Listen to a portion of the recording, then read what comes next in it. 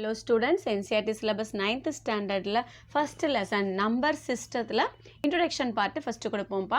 அதாவது various type of numbers on this number line ல எல்லா type of the numbersம் number lineல இருக்கு.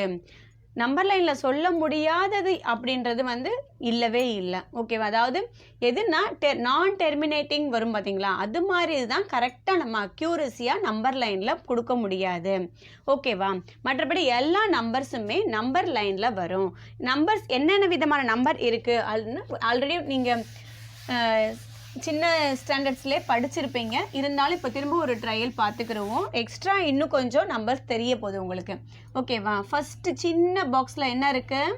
நேச்சுரல் நம்பர்ஸ், அதாவது 0 இல்லாமல் 1 2 3 4 அண்ட் ஸோ ஆன் இன்ஃபினிட்டி வரைக்கும் போகிற நம்பர் எல்லாமே நேச்சுரல் நம்பர்ஸ். 0 சேர்ந்துச்சுன்னா அந்த நம்பர் என்னவாகும்? Whole numbers. So 0 1 2 3 and so on infinity வரைக்கும் போய்கிட்டே இருக்கும். அதுக்கப்புறம் என்ன சொல்கிறாங்க? அதாவது இது வந்து ரைட் சைட் போகிற நம்பர். ஓகேவா? அடுத்து இந்த சைடு லெஃப்ட் சைட் போகிறப்ப நெகட்டிவ் இன்டீஜர்ஸ் வருதா, அது எல்லாமே என்ன சொல்கிறாங்க? Integers number. ஓகேவா? எல்லாமே சேர்ந்தது தான்ப்பா இன்டீஜர்ஸ். இது பாசிட்டிவ் இன்டீஜர்ஸ், இது நெகட்டிவ் இன்டீஜர்ஸ். ஓகேவா? ஸோ இது எல்லாமே இன்டீஜர்ஸ் கிடையாது. எல்லா நம்பர்ஸுமே மைனஸ் சைடு ப்ளஸ் சைடு எல்லாமே சேர்ந்த நம்பர்ஸ் தான் இன்டீஜர்ஸ். ஓகே, அதுக்கப்புறம் இன்டீஜர்ஸ்க்கு அப்புறம் என்ன சொல்கிறாங்க? ரேஷியோ, அதாவது P/Q ஃபார்ம்லேயும் நம்பர்ஸ் இருக்குது. அது வந்து என்ன சொல்கிறாங்க? ரேஷியோ, அதாவது ரேஷனல் நம்பர். அது என்ன சொல்கிறாங்க? இந்த குவாஷன்ட்ன்ற ஒரு குவாஷன்ட் வருது இல்லையா ரேஷியோ நம்பர்லாம், அதாவது இது மாதிரி டிவைட் பண்ணுறோம் இல்லையா, அதனால் அதை வந்து ரேஷியோ இல்லாமல் க்யூன்ற லெட்டர்ஸில் ஞாபகம் வச்சுக்கோங்கப்பா. இது எல்லாமே ரேஷ்னல் நம்பர்ஸ். ஓகே, இப்போ இந்த ரேஷ்னல் நம்பர்ஸ்லேயும் ரேஷ்னல் நம்பர்ஸில் இர்ரேஷ்னல் நம்பர்ஸ் அப்படின்னு இருக்குது. அந்த இர்ரேஷ்னல் நம்பர்ஸ், அதாவது இர்ரேஷ்னல் நம்பர் வந்து எஸ்ன்ற ஒரு சிம்பிளில் சொல்கிறாங்க. ஓகேவா? Irrational number. ஓகே, இர்ரேஷ்னல் நம்பரில் 2 டைப் இருக்குது. நான் ரெக்கரிங், ரெக்கரிங், அதாவது நான் டெர்மினேட்டிங், நான் ரெக்கரிங், நான் டெர்மினேட்டிங், ரெக்கரிங் அப்படின்ட்டு 2 டைப்ஸ் ஆஃப் இர்ரேஷ்னல் இருக்கு. இதுவுமே அதாவது இது எல்லாம் சேர்ந்தது தான் இதுக்குள்ளே இருக்குது. ஓகே, இந்த எல்லா நம்பர்ஸும் சேர்ந்தது வந்து ரியல் நம்பர்ன்ற ஒரு பெரிய பாக்ஸுக்குள்ளே தான் இருக்குது. ஸோ ஆல் நம்பர்ஸ் வந்து ரியல் நம்பர்ன்ற பாக்ஸுக்குள்ளே அடங்கிரும். எந்த நம்பர் கொடுத்தாலும் அது என்ன நம்பர்னு சொன்னால் ஈஸியாக ரியல் நம்பர்னு சொல்லலாம். அதுக்கப்புறம் தான் நம்ம ஸ்ப்ளிட் பண்ண போகிறோம். இது ஃபஸ்ட்டு வந்து கொடுத்துருக்க நம்பர் வந்து ரியல் நம்பரு. அந்த ரியல் நம்பரில் இது என்ன டைப் ஆஃப் தி நம்பர் அப்படின்னு சொல்கிறத நம்ம வந்து வகைப்படுத்தியிருக்கோம். ஓகே, இதில் இப்போ நீங்கள் வந்து 9th ஸ்டாண்டர்ட் ரொம்ப இம்பார்ட்டன்ட் தெரிஞ்சிக்க வேண்டியது ரேஷ்னல் நம்பரும் இர்ரேஷ்னல் நம்பரும் தான். ரேஷ்னல் நம்பர் நம்ம ஆல்ரெடியே 8th பார்த்துருக்கோம். P/Qன்ற ஃபார்மில் இருக்கும். Q is not equal to 0. ஓகேவா? அதே irrational number cannot be written in the form of P/Q. Rational number வந்து P/Qன்ற ஃபார்மில் தான் இருக்கும். irrational நம்பர் வந்து P/Q ஃபார்மில் இருக்காது. அது வந்து ரூட்ன்ற சிம்பிளில் இருக்கும். அதாவது √2, எக்ஸாம்பிள் √2, √3, √5, அதாவது √4 எதுக்கு மேம் வரல அப்படின்னா என்னது? √4ன்றது வந்து 2 ஸ்கொயரா, அதாவது ரூட்டுன்னா ஃபஸ்ட்டு ஒரு விஷயம் பார்த்துக்காங்கப்பா. இதுக்கு மீனிங், அதாவது √2 ஈக்குவல் டு 2 பவர் ஆஃப் 1/2. இதுதான் மீனிங். ரூட்டு, வெறும் ரூட்டுன்றதுக்கு மீனிங் வந்து √2 ஈக்குவல் டு 2 பவர் ஆஃப் 1/2. இதே கியூப் ரூட்டுன்னு கொடுக்குறாங்கன்னு வச்சுக்கோங்களேன். ரூட்டுக்குள்ளே 3 கொடுத்து ஒரு 2 கொடுக்குறாங்கன்னா இப்போ 2 பவர் ஆஃப் 1/3ன்னு மீனிங் ஸ்டூடெண்ட்ஸ். இதை தான் நீங்கள் வந்து ஈஸியாக அவங்க என்ன சொல்கிறாங்க? n ரூட், இது ஏன்னு சொல்லிடுறாங்க. ஓகேவா? ஸோ இந்த ரூட்டை வெளியே எடுக்கணும்னா a பவர் 1/n. இதுதான் ஒரு ஸ்டாண்டர்ட் ஃபார்மேட்டு. ஓகேவா? இந்த ஃபார்மில் தான் இர்ரேஷ்னல் நம்பர்ஸ் வந்து இருக்கும் அப்படின்னு சொல்கிறாங்க. அதாவது இந்த நம்பர்ஸ் பட் இர்ரேஷ்னல் நம்பருமே நம்பர் லைனில் வந்து இருக்குது அப்படின்றத நம்ம ப்ரூஃப் பண்ணிக்கலாம். இப்போ வந்து அந்த இர்ரேஷ்னல் நம்பர் வந்து எப்படி வந்து நம்பர் லைனில் உட்காருது அப்படின்றத பார்க்க போகிறோம். அதாவது இப்போது நம்பர் லைன் இருக்குது, இங்கே 0 இருக்குது. பை பித்தகோரஸ் தேற்றத்தை பேஸ் பண்ணி பண்ண போகிறோம் ஸ்டூடெண்ட்ஸ். இப்போ பாருங்கள், இது வந்து இங்கே இது வந்து 1 சென்டிமீட்டர்னு வச்சுக்கோங்க. இது 1 சென்டிமீட்டர், 1 யூனிட் நானே 1 centimetre or 1 metre or 1 kilometre. இதைத்தான் ஒரு யூனிட்ன்றாங்க. ஓகேவா? அதாவது ஒரு ஸ்கொயர் இருக்குன்னு வச்சுக்கோங்களேன். இது 1 சென்டிமீட்டர் ஸ்கொயர்னா 4 பக்கமே 1 சென்டிமீட்டர் இருக்கும். இது இந்த ஸ்கொயர் 1 கிலோமீட்டர் ஸ்கொயர்னா 4 பக்கமே 1 கிலோமீட்டர் இருக்கும். இதுதான் ஒரு யூனிட் அப்படின்னு சொல்கிறாங்க. ஓகே, 1ன்றது தான் யூனிட்னு சொல்கிறாங்க மேக்ஸில். ஓகே, இப்போ 1 சென்டிமீட்டர் எக்ஸ் ஆக்சிஸ்லையும் ஒய் ஆக்சிஸ்லையும் 1 சென்டிமீட்டர் வச்சுக்கிறோம். ஸோ இந்த பாயிண்ட்டை வந்து ஒரு பீன் வச்சுக்கிடுவோம். இங்கே வந்து எனி நேம், அந்த புக்கில் இருக்க நேம் தான் வைக்கணுன்ற அவசியமே இல்லைப்பா. இங்கே வந்து என்ன சொல்கிறீங்க, P1ன்னு வச்சுக்கிடுவோம். இப்போ பித்தகோரஸ் தேற்றத்தைப்படி இதனுடைய அளவை கண்டுபிடிக்கணும்னா, அதாவது OP1 squared equal to OP squared plus PP1 ஸ்கொயரா? ஓகேவா?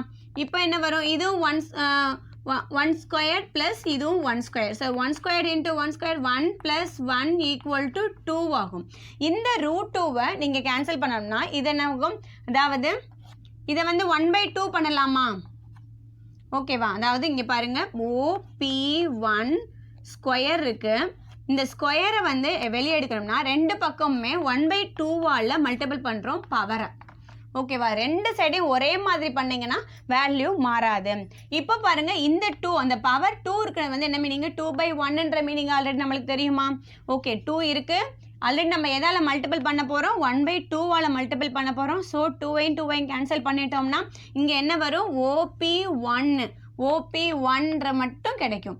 ஓகேவா? ஸோ இங்கே என்ன வரும், இந்த பவர் ஹாஃப்ன்ற பவரை வந்து √2ன்னு சொல்லலாமா? இதைத்தான் இர்ரேஷனல் நம்பர்னு சொல்கிறாங்க. ஓகேவா? ஸோ இது வந்து √2. இப்போ ஒரு காம்பஸை வச்சுக்கிட்டு, ஸோ இங்கேருந்து இங்கே இருக்க டிஸ்டன்ஸ் வந்து √2ன்றதை வந்து நீங்கள் கண்டுபிடிச்சிட்டிங்க. இப்போ ஒரு காம்பஸை வச்சு ஒரு ஆர்க், அதாவது ஒரு சர்க்கிள் வரைஞ்சிங்கன்னா இந்த இடத்துல √2 வந்து நிற்கிது. ஸோ இது வந்து √2. ஸோ எக்ஸ் ஆக்சிஸில் √2னுடைய பொசிஷன் வந்து இது. ஸோ எக்ஸ் ஆக்சிஸில் இதனுடைய பொசிஷன், அதாவது இங்கே P2ன்னு வச்சுக்கோங்கப்பா நேமை. இப்போ இங்கே கிராஸ் பண்ணி இங்கே 1 சென்டிமீட்டர் எடுத்துக்கோங்க. இதை P3ன்னு வச்சுக்கோங்க. ஓகேவா? இப்போ OP3 கண்டுபிடிக்க போகிறீங்க. OP3 square equal to P2 square plus P3 square. ஓகேவா? இப்போ பாருங்கள், இங்கே என்ன இருக்குது, எக்ஸ் ஆக்சிஸில் OP2 square √2 the whole square plus இங்கே என்ன இருக்குது, 1 சென்டிமீட்டர் எடுத்துருக்கோம் 1. இது நம்மளுக்கு தெரியாது, OP3 ஸ்கொயர் நம்ம ஃபைண்ட் அவுட் பண்ண வேண்டியது. ஓகே, ஆல்ரெடி √2 எடுத்துட்டோம்னா 2 பவர் 1/2ன்னு இருக்குமா? ஆல்ரெடி இங்கே என்ன இருக்குது, 2 இருக்குது. ஸோ இந்த 2 கேன்சல் பண்ணிட்டோம்னா 2 பவர் 1ன்னு இருக்கும். ஸோ 1 2 + 1 3. இங்கே என்ன இருக்குது, OP3 ஸ்கொயர் இருக்குது. இப்போ திரும்பவும் அதே மாதிரி இந்த ஸ்கொயரை வெளியே எடுக்க போகிறோம். அதனால் 1/2வால் 2 பக்கமும் மல்டிபிள் பண்ண போகிறோம். இங்கே OP3 ஈக்குவல் டு இது √3 மாறிடுது. ஸோ இங்கே ஒரு இப்போது இதனுடைய லென்த்து வந்து √3. ஸோ இங்கேருந்து ஒரு காம்பஸ் வச்சு இதை வந்து ரேடியஸாக பேஸ் பண்ணி ஒரு சர்க்கிள் வரைஞ்சிங்கன்னா இங்கே √3 கிடைக்கும். ஓகேவா? இப்போது இதே மாதிரி இதை √3ன்னு வச்சுக்கிட்டு √3 ஸ்கொயர் ப்ளஸ் இங்கேருந்து 1 வருமா? 1 வரும். அதாவது OP பவர் 4, இங்கே 4 வச்சுக்கிடுவோம், இங்கே 5 வச்சுக்கிடுவோம். OP5ன்றது வந்து என்ன வரும் பாருங்கள், √3 ஸ்கொயர் ப்ளஸ் 1 ஸ்கொயர் வரும். இப்போ என்ன வரும், √3 3/1/2 2. ஸோ 2 கேன்சல் பண்ணிட்டீங்கன்னா 3 + 1 வரும் ஈக்குவல் டு 4 வருமா? 4 ஈக்குவல் டு OP5 ஸ்கொயர். ஓகேவா? இப்போ OP5 ஸ்கொயரு ஆஸ் யூஷுவல் நீங்கள் என்ன செய்வீங்க, 1/2வால் 2 பக்கமும் பவரை வந்து மல்டிபிள் பண்ணுவீங்க. இப்போ இந்த 2வை எப்படி எழுதலாம், 2/2ன்னு எழுதலாமா? அதாவது 2/2ன்றது உங்களுக்கு ஏற்கனவே தெரியும், 2 × 2 equal to 4. So 2/4 2/2 equal to 4. So இந்த 4ஐ வந்து நான் 2/2 எழுதிக்கிட்டு இந்த 1/2 அப்படியே எழுதுறேன். ஸோ இந்த 2ஐயும் கேன்சல் பண்ணோம்னா நம்மளுக்கு ஆன்சர் வந்து நேச்சுரல் நம்பர் 2 கிடச்சிருது. ஸோ இந்த இடத்துல OP5 வந்து ஒரு ஆர்க் போட்டு ஒரு ரேடியஸ் போட்டு இங்கே வரைஞ்சிங்கன்னா இங்கே 2 ஆயிரும். ஸோ இங்கே 1 இங்கே 2, இது 1 சென்டிமீட்டர், இது 2 சென்டிமீட்டர். இந்த 2 சென்டிமீட்டருக்கு அப்புறம் தான் √5ன்றது வரும், √6ன்றது வரும். ஸோ எல்லா இரேஷனல் நம்பருமேவும் நம்பர் லைனில் வந்து அதாவது நம்பர் லைனில் வந்து நம்ம பாயிண்ட் அவுட் பண்ணி காட்ட முடியும் அப்படின்றத நம்ம ஃபஸ்ட்டு பார்த்தாச்சு. இப்போ நெக்ஸ்ட்டு, இப்போது இரேஷனல் நம்பர் வந்து நம்பர் லைனில் இருக்கா கண்டுபிடிக்க முடியுமா அப்படின்றத பார்த்தோம். இப்போ என்ன செய்யறோம்னா real numbers and their decimal expansion. அதாவது நம்ம சொல்லிட்டோம் எல்லா நம்பர்ஸும் சேர்ந்த பெரிய பேக்கெட்ஸ் தான் ரியல் நம்பர். ஸோ ரியல் நம்பருக்குள்ளே எல்லா நம்பர்ஸுமே இருக்குன்னு சொல்லிட்டோம். அந்த ரியல் நம்பருக்குள்ளே என்னென்ன இருக்குது டிஃப்ரெண்ட்டாக நம்மளுக்கு இது வரைக்கும் நம்ம படித்ததை தவிர எக்ஸ்ட்ரா படிக்காத என்ன இருக்குதுன்னு சொன்னோம். டெர்மினேட்டிங் என்ன சொல்கிறீங்க, ரியல் நம்பர்னாலே நம்மளுக்கு தெரியும். அதாவது ஒரு எக்ஸாம்பிள் பார்த்துக்கோம், p/qல இருக்க ஃபார்ம் வந்து அதாவது டிவைட் பண்ணுற மாதிரி 1/3 இருக்குன்னு வச்சுக்கோங்க. இதை வந்து டிவைட் பண்ணோம்னா இது 3, இது 1 டிவைட் பண்ணுறோம். ஸோ இது மாதிரி அதாவது டிவைட் பண்ணுறப்ப அதாவது டெர்மினேட்டிங்னா 4/2ன்னு எடுத்துக்கோங்க. இது 2, இது 4. ஸோ 2 × 4 இது 0, ரிமைண்டர் 0. ஸோ 4/2ன்றது வந்து terminating number. So remainder becomes 0. இதை வந்து எக்ஸ்பிளைன் பண்ணோம்னா ஓகே. நான் டெர்மினேட்டிங் நம்பர் இந்த 1/3 எடுத்துக்கலாம். அப்படியே 3 3 3 வந்துக்கிட்டே இருக்கும். அந்த நான் டெர்மினேட்டிங் நம்பர்லேயும் non terminating recurring number, non recurring நம்பர்னு சொல்லி 2 டைப்ஸ் வருது. அதான் இது வந்து 1/3ன்னு பார்த்தோம்னா 3 3 வரனால இது நான் டெர்மினேட்டிங் ரெக்கரிங் நம்பர். இது நான் ரெக்கரிங் நம்பர் வந்து பை கண்டுபிடிக்கலாம். 22/7 போட்டு பாருங்க. 3.141592 சம்திங் அப்படியே வந்துக்கிட்டே இருக்குமே ஒழிய ரெக்கரிங்கே ஆகாது. ஸோ இது நான் ரெக்கரிங் நம்பர். ஸோ இத்தனை டைப்ஸ் ஆஃப் தி நம்பர்ஸ் இருக்குது ரியல் நம்பரில். ஓகே, இப்போ நெக்ஸ்ட் பார்ப்போம். இப்போ இந்த ரியல் நம்பர்ஸ் எல்லாமே நம்பர் லைனில் உட்காருமா அப்படின்றத பார்க்க போகிறோம். எக்ஸாம்பிள் எடுத்துக்கோங்க. 2.665 கொடுத்துருக்காங்களா? ஓகே, இப்போ பாருங்கள், நம்மளுக்கு தெரியும் ஸ்கேலில் இது வந்து 0 1, இது 2, இது 3. ஓகேவா? ஸோ 2.6னா 2க்கு அப்புறம் இருக்கிறது. ஸோ கண்டிப்பாக ஸ்கேலில் வந்து இந்த 2க்கும் இந்த 3க்கும் நடுவில் தான் இந்த நம்பர் இருக்குன்னு ஃபஸ்ட்டு டிஃபைன் பண்ணிட்டோம். இந்த 2க்கும் 3 10 மில்லிமீட்டர் இருக்கா, அந்த மில்லிமீட்டரை திரும்ப மைக்ரோ மில்லிமீட்டர் மாதிரி டிவைட் பண்ணிக்கிட்டே போகிற ஸ்கேலை வச்சுருக்கோம் நம்ம. ஓகேவா? இப்போ பாருங்கள், இது 2வா, இது 2.1, இது மாதிரி 2.2 2.3 2.4 2.5, இது 2.5, இது 2.6 7 8 9, இது 3. ஓகேவா? ஸோ இப்போ 2.6 எங்கே இருக்குது? இது 2.6. ஓகேவா? இப்போ 2.6க்கு அப்புறம் திரும்பவும் ஒரு 6 இருக்குது. ஸோ 2.6க்கும் 2.7க்கும் நடுவில் தான் இந்த நம்பர் வந்து அமைஞ்சிருக்குன்னு சொல்கிறத இப்போ ஃபைண்ட் அவுட் பண்ணிட்டோம். இப்போ நெக்ஸ்ட்டு ஒரு நம்பர் லைனை க்ரியேட் பண்ணுறோம். 2.6 2.61 62 63 64 65 2.65 ஸ்டூடெண்ட்ஸ். இது 6 7 8 9, இது 2.7. ஓகே, நம்மளுக்கு என்ன தேவைப்படுது? 2.66. ஓகே, இப்போ 2.66 வரைக்கும் நம்பர் லைனில் எங்கே இருக்குன்றதை கண்டுபிடிச்சிட்டோம். இப்போ 5. ஓகே, இப்போ 2.6க்கும் 2.67க்கும் நடுவில் தானே இருக்கும் 2.67. ஸோ இந்த ரெண்டுக்கும் ஸ்கேல் பண்ணோம்னா 2.66 2.661 2 3 4 5, இது வந்து 2.665 வரும் ஸ்டூடெண்ட்ஸ். இப்போ 6 7 8 9 10 என்ன வரும்? 2.67 வருமா? ஓகே, இப்போ நம்மளோட நம்பர் என்ன இருக்குது? 2.665. ஓகே, இதோட முடிஞ்சிருச்சு. ஸோ நம்ம ஃபைண்ட் அவுட் பண்ணிட்டோம் நம்பர் லைனில் இந்த ரியல் நம்பர் வந்து எங்கே வந்து பிளேஸ்மெண்ட் ஆகுது அப்படின்றத. ஸோ ஒவ்வொரு ரியல் நம்பரும் இது மாதிரி நம்பர் லைனில் இருக்குன்றதை நம்மளால் ப்ரூஃப் பண்ண முடியும். இப்போது ஆப்ரேஷன்ஸ் ஆன் ரியல் நம்பர்ஸை எப்படி நம்ம வந்து ஆப்ரேட் பண்ணுவோம்? அதாவது இது ஒரு ரியல் நம்பர், இது ஒரு ரியல் நம்பரை கொடுத்துட்டாங்க, ரெண்டையும் நம்ம வந்து ஆட் பண்ண சொல்கிறாங்க. ஓகே, இப்போது √2 மைனஸ் 3√3. ஓகேவா? இதை ரெண்டையும் ஆட் பண்ணணுமா? நான் இதை இங்கே எடுத்து எழுதிட்டேன் ஸ்டூடெண்ட்ஸ். இதை ப்ளஸ், அதாவது ரெண்டையும் ஆட் பண்ண போகிறோம். ஓகே, இப்போ பாருங்கள், 2√2 + √2 + 5√3 -3√3 ஆகுமா? அப்படியே நம்ம என்ன மிஸ் எடுத்து எழுதிட்டீங்க. ஓகே, ஃபர்ஸ்ட் ஸ்டெப் வந்து அப்படியே தான் எழுதணும். அடுத்து என்ன சொன்னோம், சிம்பிளிஃபை பண்ணணும். இப்போ பாருங்க, இந்த ரெண்டு இதுலையுமே √2 காமனாக இருக்கா? ஸோ √2 காமனாக எடுத்துடுறோம். இப்போ இந்த √2வை வெளியே எடுத்துட்டோம்னா மீதி இங்கே என்ன இருக்கு? 2 இருக்கு. ப்ளஸ் இங்கே மீதி என்ன இருக்கு? 1 இருக்கு. ஓகே, இது முடிஞ்சிருச்சு. இப்போ பாருங்க, இது ரெண்டுலையும் காமனா √3 இருக்கு. இப்போ மீதி என்ன இருக்கு? 5 -3. அதாவது நீங்கள் செஞ்சது ரைட்டாக தப்பான்றது வந்து நீங்கள் திரும்பவும் இதை உள்ளே போய் மல்டிபிள் பண்ணிங்கன்னா கிடைச்சிரும்ப்பா. √2 × 2 2√2, √2 × 1 √2, √3 × 5 5√3, √3 × 3 3√3. ஓகேவா? கரெக்டாக வந்துருச்சா? இப்போ பாருங்க, √2 இது 3 ஆயிருமா? ஸோ 3√3 எழுதிக்கலாமா? ப்ளஸ் இது என்ன வரும்? 2 ஆயிரும். அதாவது மைனஸ் இருக்குது, இது +5. ஸோ 2√3. ஸோ நம்ம வந்து ரியல் நம்பரை இது மாதிரி ஆட் பண்ணலாம். அதே மாதிரி எப்படி மல்டிப்ளிகேஷன் பண்ணுறதையும் பார்ப்போம். இப்போ பாருங்க, மல்டிப்ளிகேஷன் எப்படி மல்டிபிள் பண்ணணும்னா, அதாவது 6 5 2√5.